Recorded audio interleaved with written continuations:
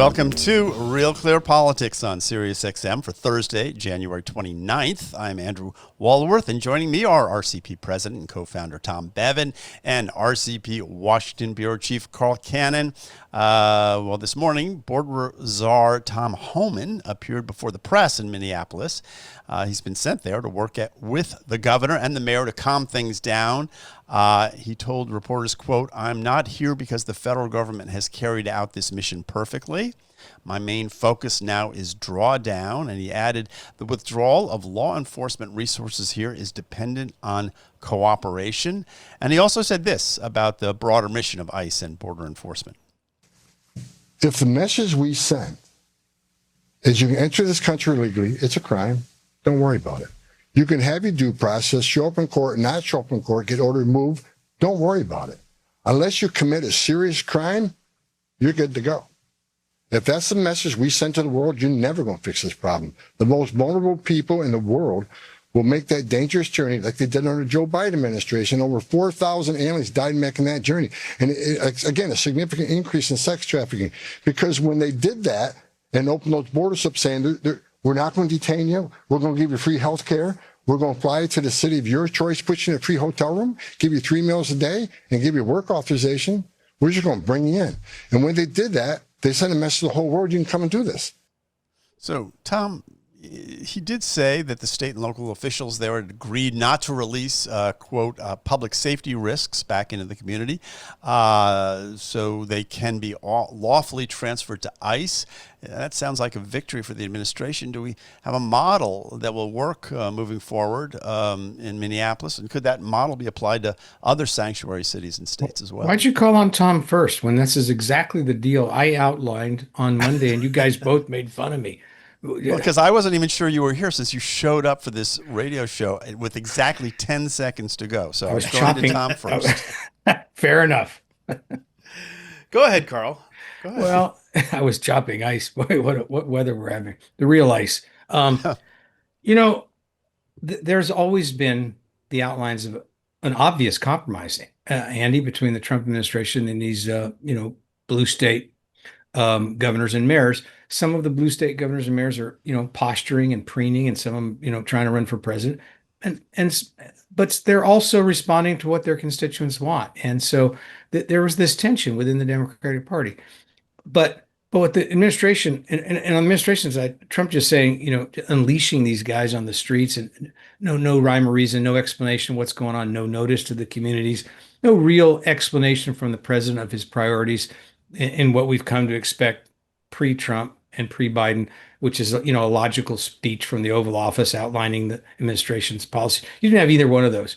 The outlines of the deal is what you're talking about now and what Tom Homan talked about, which is when people are apprehended and there's already a deportation order against them and they've committed some new offense, ICE wants the detainer. ICE wants to be able to go get them from your jail. If that, and then in return for that, what is Tim Walz and the mayor of Minneapolis and the police chief of Minneapolis, what are they getting? Homan didn't say it directly, but what we think they're getting is an end to these sort of, staged raids where you have these unmarked cars, masked agents running around the streets, just grabbing he did people. Say it explicitly, Carl. He said, he did. The drawdown, the surge will abate when I get cooperation. Well, that's always been, to me, that's always been the obvious compromise. And are we getting it in Minneapolis, Tom? Hang on a second. Or is it? Am I being too optimistic here? No, Carl. This has been what the government has. This has always been what they've wanted. It's just that the federal government has always wanted access to these jails, and they used to get it, and now you've got places like Minneapolis and Chicago and some other places who won't allow it. And so Homan's not asking for anything new or different. What he's saying is that it's safer this way, people. If you cooperate with us, then we don't have to go in the street, which is worse for us. It's worse for you, the public. It's worse for the illegal alien. So, look, my takeaway from this press conference is I'm fully convinced now, it's 100% clear that Kristi Noem was the worst pick, the worst mistake of Trump's second term. Homan is a professional. He's been doing this for 35, 40 years. Barack Obama gave him the Medal of Freedom for his service. I mean, I think it was a different medal, but whatever. yeah. Sorry, Yeah. whatever medal. He put it around his neck. It wasn't the Nobel Prize, but go ahead. No, it was a service medal they give to public employee, federal employees who do good. Yeah, and so and just by his demeanor, by the way that he handled these questions, now the public face of this is radically different from Kristi Noem, and she even from the moment she started, she's down taking pictures with all the guys in jail and doing all these photo ops. The one where she's holding the gun pointed at the ICE agent's head on accident. I mean, she's just not been. She doesn't have any experience. I think is what you're hearing. A lot of people were saying at the time. A lot of people are saying now. And well, she was a governor, Tom. She had executive experience. I don't know why he picked her for this position, but it turned out to be a real, especially when you're talking about one of the cornerstone pieces of your agenda and what you ran on to execute something that is this important, that is this difficult, that requires the kind of nuance that it does. She completely failed, and this thing went off the rails. It was her and Corey Lewandowski. And by the way, to the extent that people think Stephen Miller's the one who's calling the shots here, and I think he probably is to a certain degree, I think if he tells Tom Homan to do something that Tom Homan doesn't want to do, Tom Homan's going to be like, no, I'm not doing that, dude. I know what I'm doing. You just stay in your office and let me handle the business on the ground. I mean, he just exudes competence, professionalism, and also a level of sort of common sense that had been completely lost from the discussion here. Yeah, I think the clip that I played it in part because it did sort of step back from the situation in Minneapolis, and he makes what I think is the sort of relevant point is that, if you don't let us do this in some way, if we don't enforce it in some way, we have, in essence, open borders. And if that's what you want, you got to come out and say it. If you do want open borders, this is what's going to happen. Sex trafficking, 4,000 people dying crossing the border. Horrible things to people who are just coming here to, he didn't demonize the people coming. He said, these are people coming here who are desperate. So I thought it was a very sort of human and understandable. It was, but he also, I think, pointed out the hypocrisy of the Democrats in a way that this is what I think folks on the right are frustrated about, which is, hey, Biden made this mess, right? The Biden administration's policies created this mess. And where were you, all of you Democrats who are now, shedding tears and, gnashing your teeth and rending your garments when, Laken Riley was killed and all these other, victims of, not to mention the people who died crossing the border, the kids that got lost, the kids that got sold into sex trafficking. He made that point very clearly. And that's one that really resonates with folks on the right. I mean, I thought he did a pretty good job of saying, this isn't a retreat. This is a sort of a resetting. And if we can get the balance right here and you guys let us in to these jails so we can get these hardened criminals off the street, everybody's going to win. Everybody's going to be safer. And I think that was reassuring to the folks who on the right who were looking at this and thinking like, oh my God, Trump's caved and the whole deportation agenda is going to get rolled back. Yeah, but I don't think this has to be, one side caved and the other won. The administration, Tom, for the reasons you said, having Kristi Noem in that agency and have sort of. I'm just saying that was a worry, Carl. Not that that's what happened. I think and the Border Patrol, Greg Mangino, what's his name, Greg Bovino, this macho hard ass guy, they got too far. They sort of believed their own rhetoric to a point where they acted in a way that they're not even proud of. But the same thing is true on the Democratic Party side. And it doesn't mean that people acted in bad faith. The Democrats, sort of incrementally got themselves to this position. The first sanctuary city is, 40 years ago in Berkeley, the People's Republic of Berkeley, and it's just sort of considered posturing. But from that grew, a whole dialectic. And these cities, particularly in the West Coast, made a decision that they didn't want their police forces to be arms of what was then called the Border Patrol, the INS, because for reasons that were humane and made sense.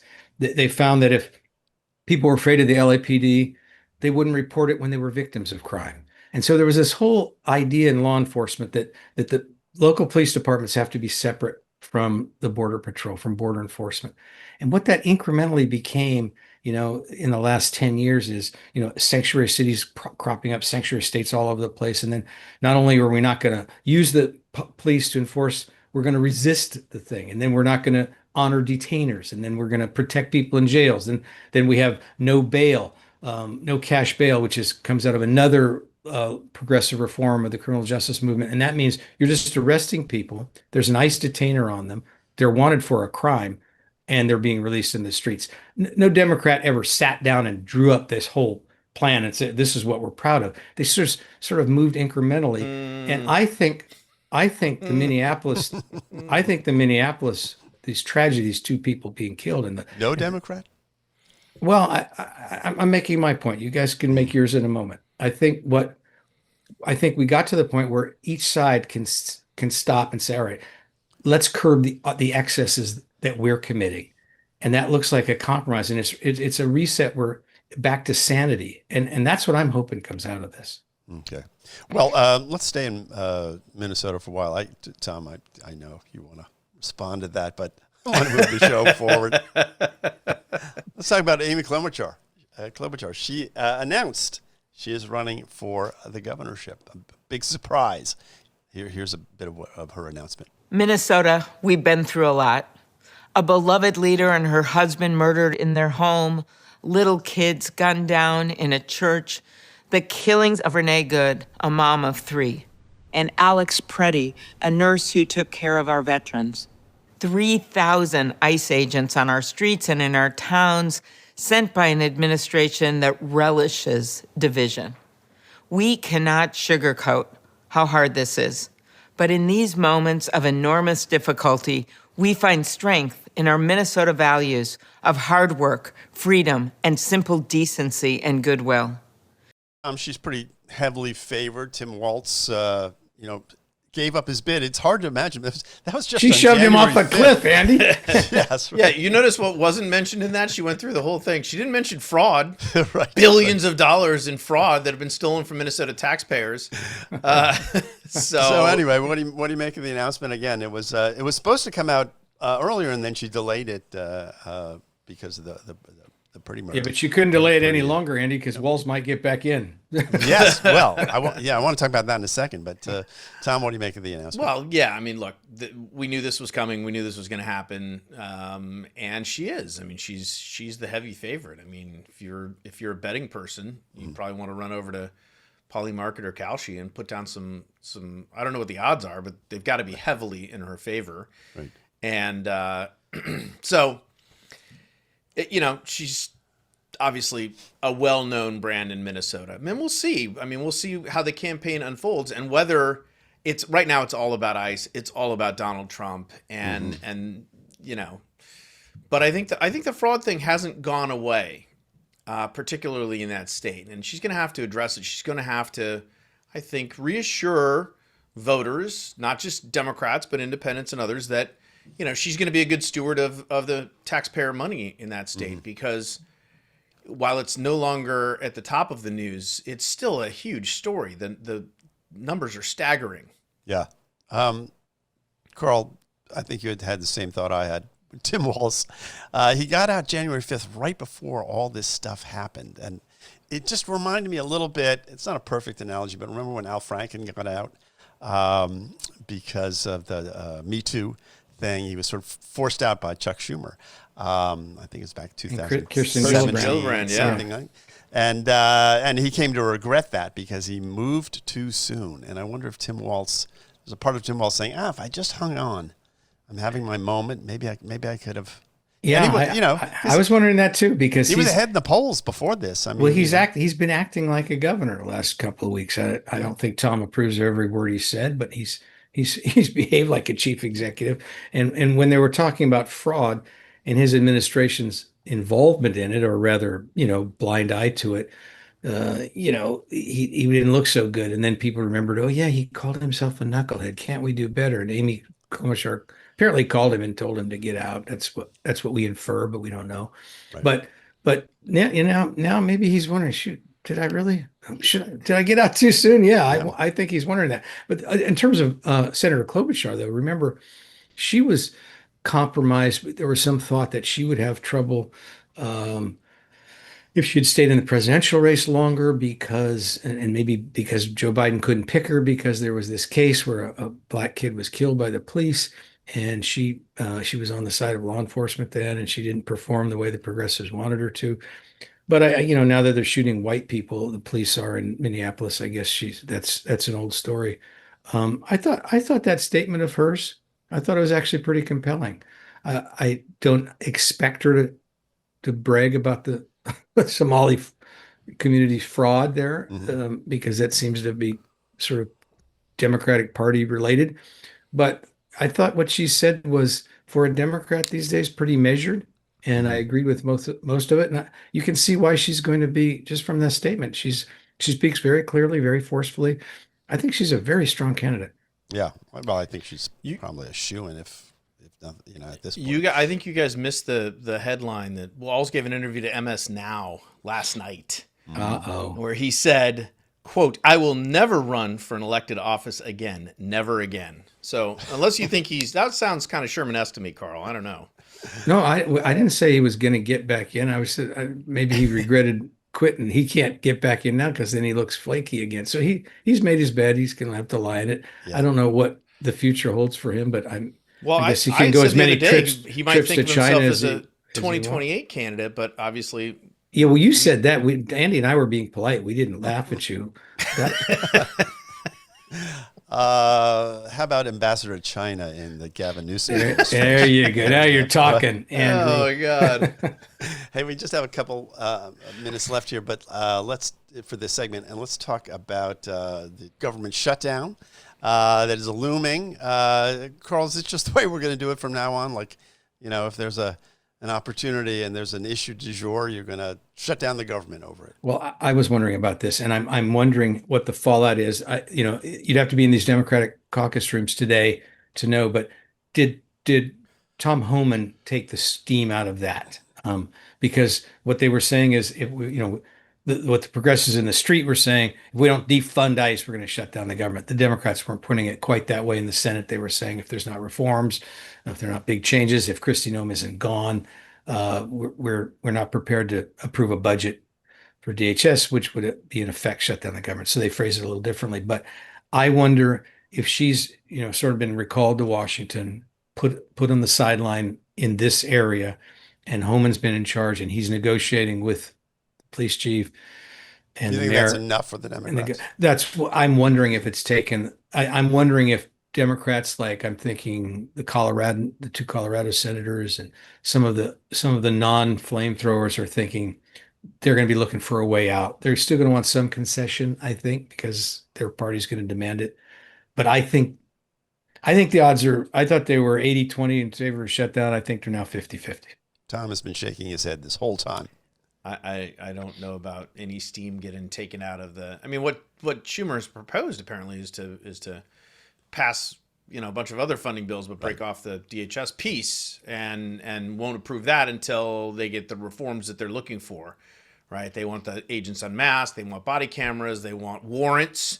They already have body cameras. The big one is warrants, which would make it much more. Well, these judges won't give them warrants. Exactly. Yeah. So I don't, look, I think Democrats are back on defund ICE harder than ever. And so I think they want to show, the leadership wants to show that they're on board and they're sticking up for what their constituents want. And, they were happy to shut the government down last time on healthcare and blame it on Republicans. And I just don't see why they wouldn't feel the same way unless they get their way on ICE. Yeah. Well, because the mainstream media beat them up and called them hypocrites. Oh, wait. Yeah, right. Yeah. That was then. Right. I know that Senator John Kennedy has spoken favorably of this idea of splitting off the one bill. I guess there's 5 bills or 6 bills, and they've split off one, they pass the others. That might be the compromise that comes about, or we may have a government shutdown this weekend, and it's a partial government shutdown. By the way, it's shutting down even less than we shut down last time. So it's with a storm bearing down on. Yeah. Sometime At some point, this may lose its sting. Anyway, you're listening to Real Clear Politics on Sirius XM. I'm Andrew Walworth. I'm here with Tom Bevan and Carl Cannon, and we'll be back with more right after these words. Joining us now is Edward Pinto. He is the co-director of the American Enterprise Institute Housing Center, where he studies the U.S. housing market. Edward, welcome to Real Clear Politics. My pleasure. Thank you, Andrew. So, Edward, I wanted to get you on the show today because affordability has become really the watchword for the upcoming midterms, and the White House keeps trotting out these proposals, as do the Democrats.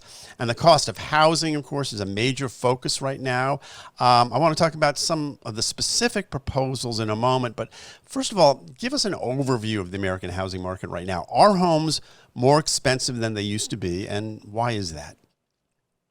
Yes, homes are more expensive, and the easiest way to measure that is by looking at median house price to median income, which is a metric that's been used for many, many decades. It's the one I prefer. And it shows that that metric, up until very recently, has been climbing. It climbed tremendously during the pandemic for two reasons. One is that the Fed lowered interest rates, forced interest rates down through a zero interest rate policy and buying lots of mortgage-backed securities to drive down rates to below 3%. And that unleashed a massive amount of demand for people to buy homes. The result, of course, given that there was no supply being added, is that the price of homes soared. At the same time, incomes didn't go up anywhere near what the house prices did. So that the ratio between house prices and incomes soared and made housing a lot less affordable. Then, of course, interest rates doubled from their low levels to 6 to 7%, which made it seem even more painful, even though 6 to 7% historically is a pretty benign interest rate. Carl? Yeah, well, Ed, I want to ask you about that. So the president of the United States, as you know, has waged this jihad against the Fed for not, cutting interest rates. But it seems to, based on what you're saying, is that whatever the Fed does, there are these ripple effects that people don't account for. They don't think about ahead of time. What should the Fed be doing now vis-a-vis housing, the housing market? So that's called the law of unintended consequences, which affects virtually every policy action that any branch of government takes. So what the Fed should be doing, actually what the federal government should be doing, if they wanted to lower interest rates, the best way to do that would be to come up with a credible deficit reduction plan that it doesn't even have to be fully implemented. It just has to be credible, because the market makes the determination as to what long-term interest rates are going to be, unless the Fed comes in and buys trillions and trillions of dollars of mortgage-backed securities and artificially drives down rates. But absent that, the market determines what long-term rates are because it's basically their expectation of inflation. And if there were a credible plan to reduce the deficit, long rates, mortgage rates would go down by 75 to maybe even 100 basis points. That's not insignificant given rates are today at about 6.25%.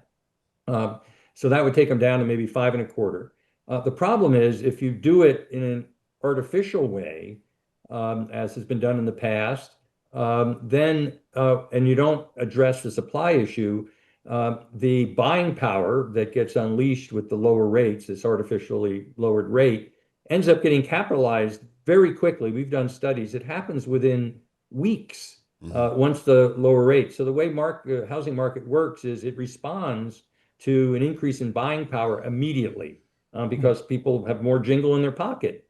But the market building houses can only respond slowly because the market is largely existing homes. There's 80 plus million existing single family homes, and only about 1% get replaced or built every year.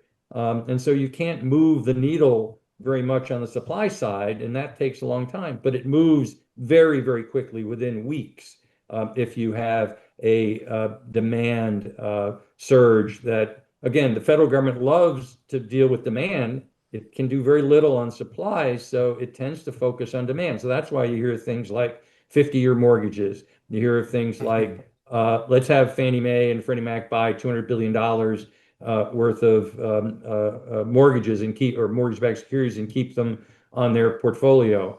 And things, other things like down payment assistance and things like that, all of which go to goosing demand, but don't do anything for supply. Ed, can I follow that up real quick?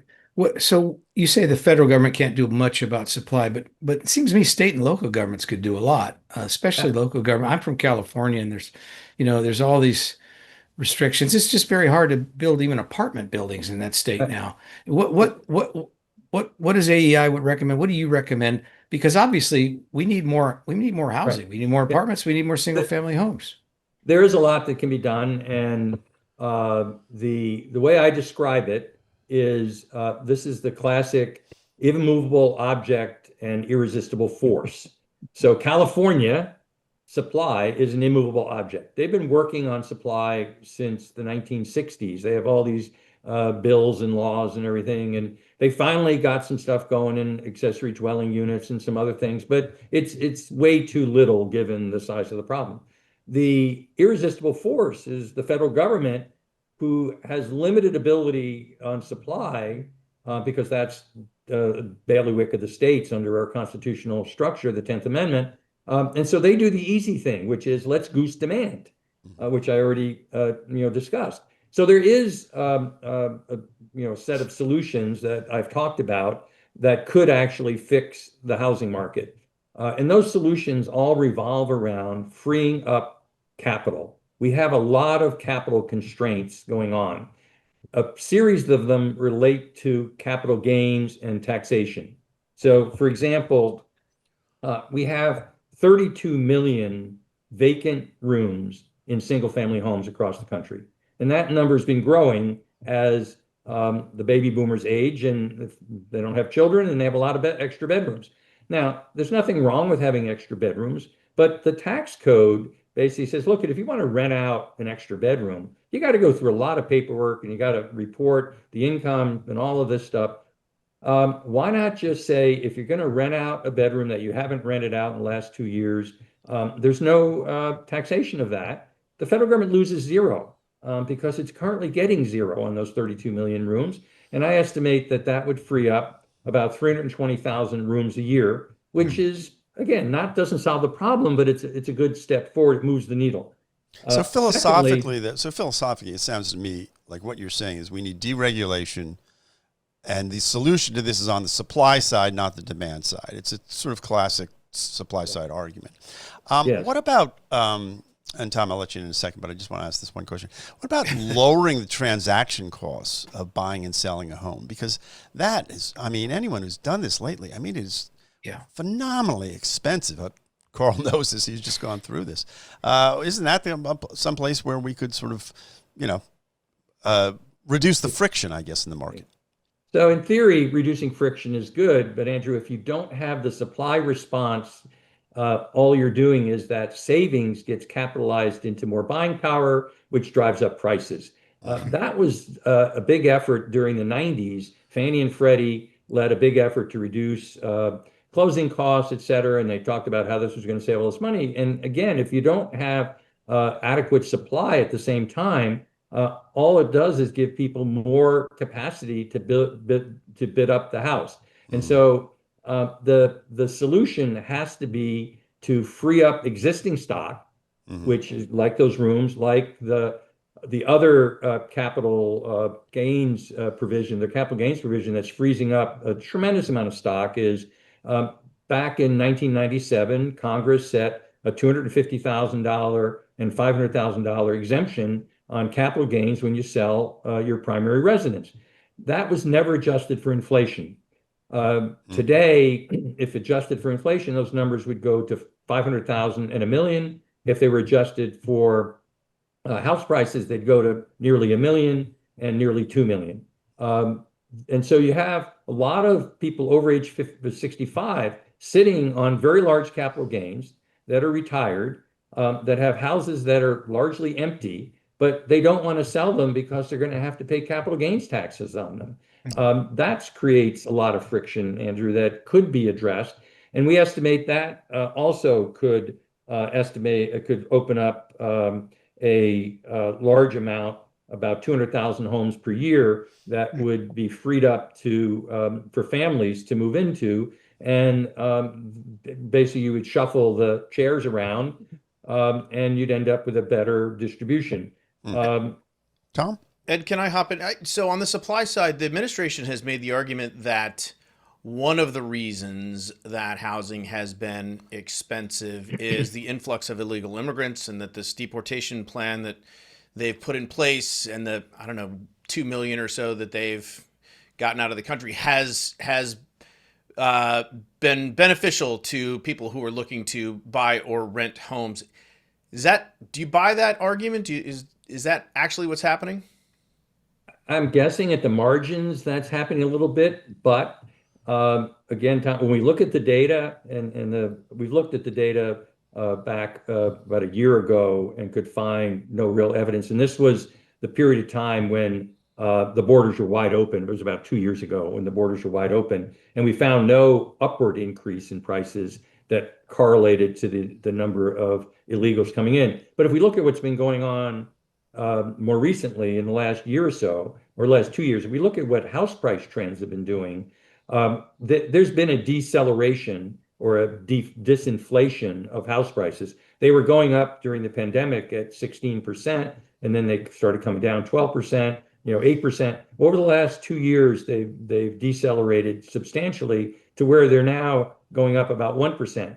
The slope of that decline, you can't tell when President Trump became president. If in fact what you just described was having an impact, it should reduce demand, add to supply, and prices should react. But we can see nothing in the data that would support that. That's not to say that at the margins it may not have some impact.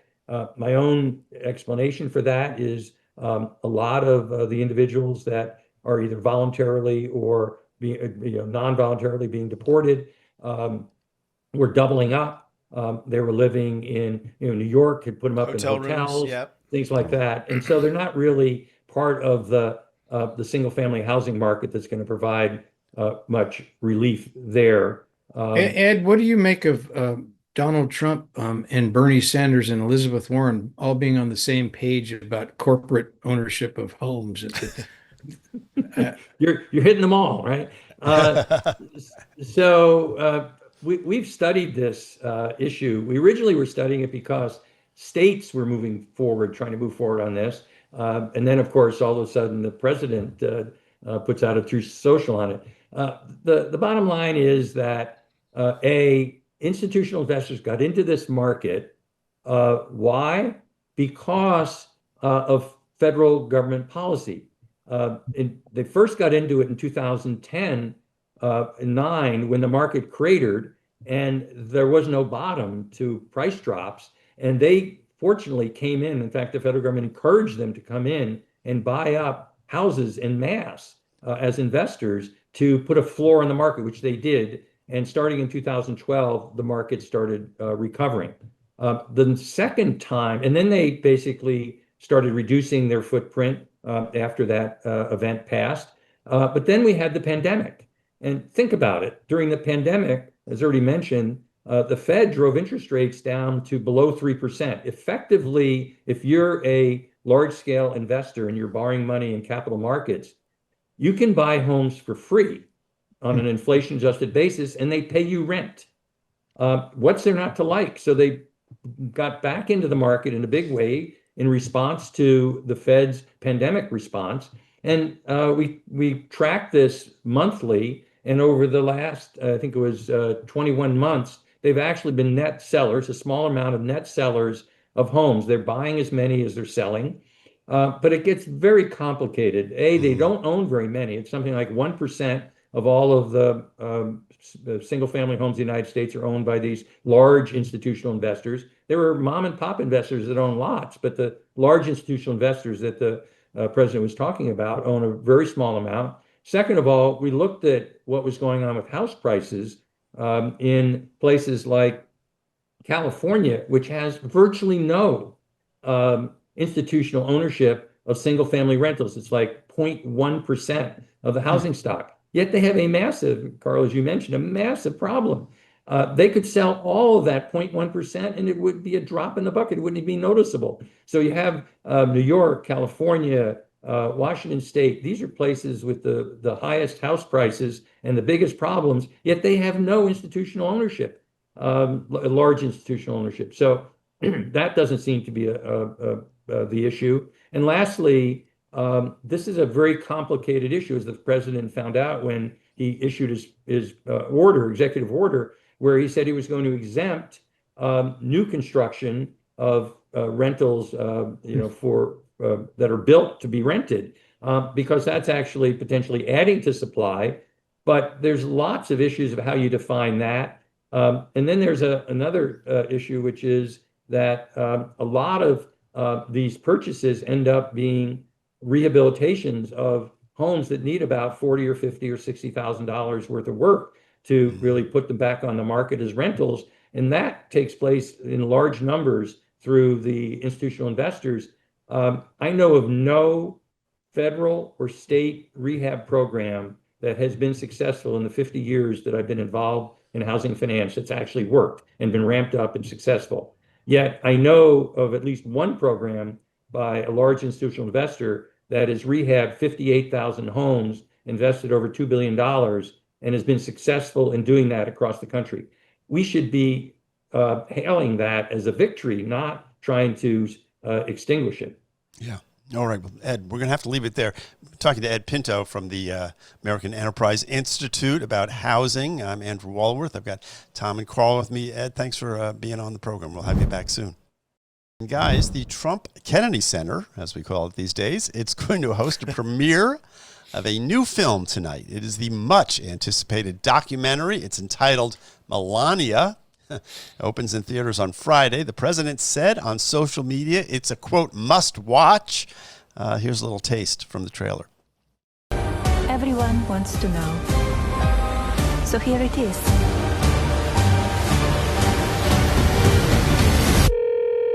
Hi, Mr. President. Congratulations. Did you watch it? I did not. Yeah, I will see it on the news.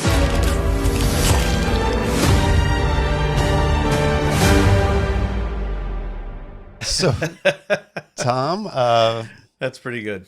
Melania received $40 million from Amazon for the rights and access. There's a $35 million marketing budget. And I got to say, as a recovering documentary maker myself, those numbers make me very jealous. But what do you make of the project? And have you bought your tickets for Friday? I have not bought tickets. I did see some chatter online yesterday. Someone posted something and said she hasn't sold a single ticket in Boston or something. And then people started posting, screenshots of other theaters around the country where she's sold a lot of tickets, it looks like. So, Melania has been one of those interesting, we don't know a lot about her. For someone who's been in the public eye as much as she's been in over the last, 12 years. And she's someone who, in her first term, famously did not get a cover on like Vogue. She's an actual supermodel and they wouldn't put her on the cover. Not just Vogue. No, not one woman's magazine in New York. Yeah. Yeah. it was just, Vanity Fair, all that stuff. Right. And so she was, I think, treated differently by the media for partisan reasons. And she wasn't covered nearly as much as Michelle Obama or some of these other first ladies have been covered. Jill Biden, we knew a lot about Jill Biden, but so this will be interesting. I don't know if I'm going to buy a ticket and go watch it in the theater, but I think my wife is interested and will want to watch this. And I think there might be actually a lot of women out there who might be interested in watching this documentary. Yeah. Well, Carl's supposed to open in 1,500 screens. That's a serious number. Although the first weekend box office is only estimated to be about $2 to $5 million. So there's a long road back to sort of claw back your investment in this film if you're if Jeff Bezos and you invested in it. But what do you make of the film, and will you watch it? Oh, well, Neil Young didn't like the idea. We talked about him earlier. He was so offended that Bezos did this that he decided to, are you ready? For 1 year, if you live in Greenland, you can access Neil Young's music for free. So that's his response. I'm sure the film critics tend to be liberal. I don't want to give Tom an aneurysm here, but the Rotten Tomatoes, the film critics, the establishment, they'll do everything they can to Of course they will. pee all over it. The CNN was doing it this morning. They were already saying it's a flop. They were already predicting it would get low score on Rotten Tomatoes. They were already saying nobody would come watch it.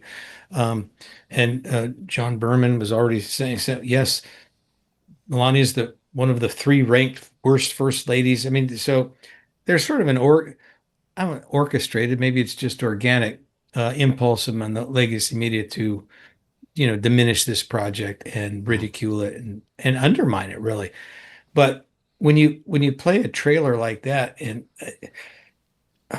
I am interested in it because I was very interested in Melania. I've always thought I covered the White House for a long time, and I always thought that first ladies, people would say, ex-first lady is underrated. Ex-first lady, has more influence. They all have a lot of influence, and they're sometimes the most, important people in administration. They're difficult to cover because the coverage tends to be fawning over them, but not insightful, and both sexist and, trivializing at the same time. But I am curious about Melania for the same reason. This film seems to teach us who she is. I don't really know who she is. She hasn't used her platform very extensively or even very well. Be best is it the only thing memorable about that phrase that was ungrammatical. And she clearly has a way with children. And, she could have been more influenced. I don't know why she hasn't. Was she mad at her husband because these sex scandals broke as he was taking office? We think so. Is she just normally gun shy about the media because she's been mistreated by much of the media? I would assume so. Is the language barrier an issue? Maybe. But Tom points out she's a striking figure. She's obviously a strong woman and strong-willed. And I'm curious. I do want to watch the movie, and I want to learn more about her. The thing about it, though, Amazon MGM, their spokesperson said, we licensed this film for one reason and one reason only, because we think customers are going to love it. And that, I think, is just the amount of money that they've spent or given the Trumps for this film. Tom, come on. I mean, it smacks. Well, they should influence peddling, don't you think? I mean, the Trump shouldn't have accepted a nickel. Let's stipulate to that, right? Or the money should have gone to some charity or something. But the whole thing sort of smacks of not only a vanity project, but of sort of a bribe. And I think that sets a pall over the whole project. Having said that, I will watch it for sure. I probably won't go to a theater on Friday night, but I will watch it. And I should add that Carrie, our producer, says she can't wait to see it. So we have that. Well, it's being also one quick point before Tom gets in. It's being released on some of the worst weather the United States has ever had. I mean, that's true. So probably not helpful. Do you get to have it both ways and say it's a bribe, but yet you're interested in watching it? I mean, of course. No, I think that's fair. Okay. Those are two different things, though. I guess. Yeah. All right. Well, guys. But hold on a second. Is it any different than, Joe Biden getting $20 million to write his book? It's like, that's a good point. That is a good point. A book that he's not even going to write, by the way, or read. Exactly. It's kind of like I hadn't thought about that. You're right. That's it. It's an equivalent bribe. Thank you. But I adjusted for inflation that Biden caused. The trailer is great, by the way. If you get a chance, there's an art to making those trailers. I did like the my godson Jordan Stanford cuts trailers for Hollywood, and I'm going to I'm going to ask him what he thinks of it. So that's good, Andy.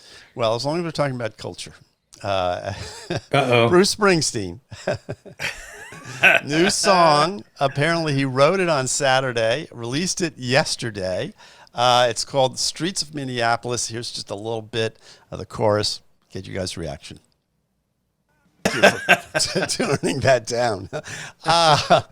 Tom, what do you make of the song? Well, so we had this discussion about Neil Young the other day, and I ripped on him, and was supported by our commenters on YouTube. By the way, I was speaking truth to power. As then you had a gratuitous shot at Springsteen on the way, and then I said, "Don't get me started on Bruce Springsteen." Very prophetic. And so here he comes. He writes a song in like 3 minutes, and it sounds like it. It's funny, Carl, because you showed up late to the program. I wasn't talking, late. I was you were just 10 seconds right on before air. Yeah. But we played this, and I was listening to it, and I said, "Hey, I kind of like it." And Andy's like, "Yeah." And I'm like, "No, I'm joking. That was total shit." Carl? So I'm waiting for you, Carl. I'm just going to sit here and just enjoy you as a huge Springsteen fan trying to defend this turd that he just put out into the universe. Well, I would say I'll preface my remark. This is not a congressional hearing, so I don't have to give a yes or no answer. I'll preface my critique of this song by reminding you that in 2001, Springsteen was driving on 9/11 or a day or two after on the Jersey Shore, and some guy. Wait, you can't talk about a good song. You can't He say rolled he down wrote his other good songs. We're talking about this song, Carl. He rolled down his window and he said, "Bruce, we need you." And Springsteen went into the studio and produced The Rising, which was an evocative album, one of the bravest and best things that an artist has ever done in this country at a time of need. And he rose to the occasion. It was brilliant. And then he wrote a song, 41 Shots, after a shooting in New York that was much less, but this thing, well, it's not The Rising. Well, here's the thing. It's very hard to rhyme something with Minneapolis. I think It's also this that's what song's we've hard. learned. Should have No, but happened this in was- like this song's hard another to city. listen- It might be a little L.A. or Andy, something. You could, this song's hard to listen to from the very opening. King Trump, it's a polemic, and it's not artistic. It's not subtle. It's not thoughtful. It's not trying to get anybody to think. It's basically he's emoting. It's like self-therapy. I love Springsteen, but what is the opposite of a song? I do not love this song. His best music was written 40 years ago, Carl. He's got one good song as far as I'm concerned. That's it. Tom, you got to tell us what the good song is before we go. What's the one song? Well, actually, you two. like? Santa Claus is coming to town. I always like that around Christmas time. But Rosalita, of course. Good grief, He did Tom. not write Santa Claus is coming to town. I hate to break it to you. No. I like that version that he sings. Okay. Listen, wait, really quick.